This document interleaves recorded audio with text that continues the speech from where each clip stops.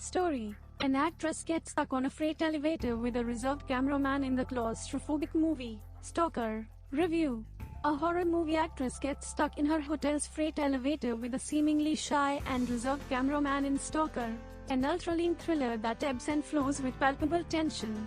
It realizes the frightening scenario of being trapped in a confined space with a creepy stranger. Claustrophobia becomes the least of their problems as the elevator threatens to fall, but something about the situation triggers worse suspicions when prior events come to light.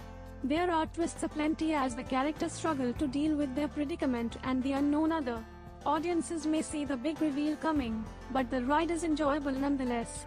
Rose Hepburn, role played by Sophie Skeleton as actress, arrives at her shoddy hotel late on a stormy night. There's no one at the front desk, and the main elevator is out of service. She ends the call with her sister to figure out how to get to the room. Rose isn't going to walk up 13 flights of stairs, after all. She decides to take the freight elevator. A hand blocks the door before it closes.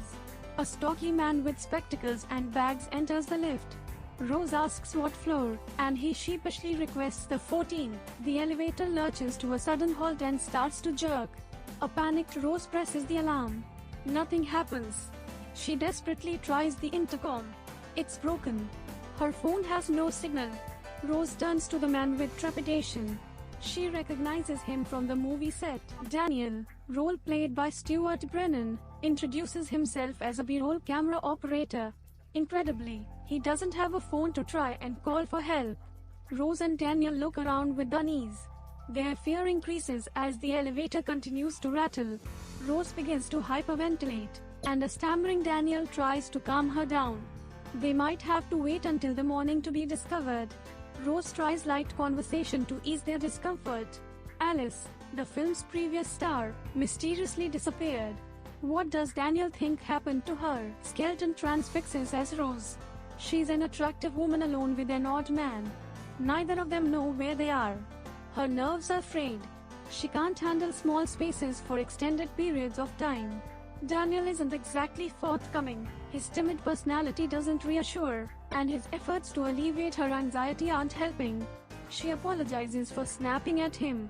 They need to work together.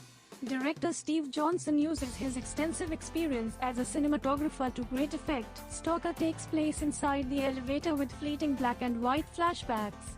The interaction between Rose and Daniel is the entire focus. A single set becomes tiring unless variables change, though.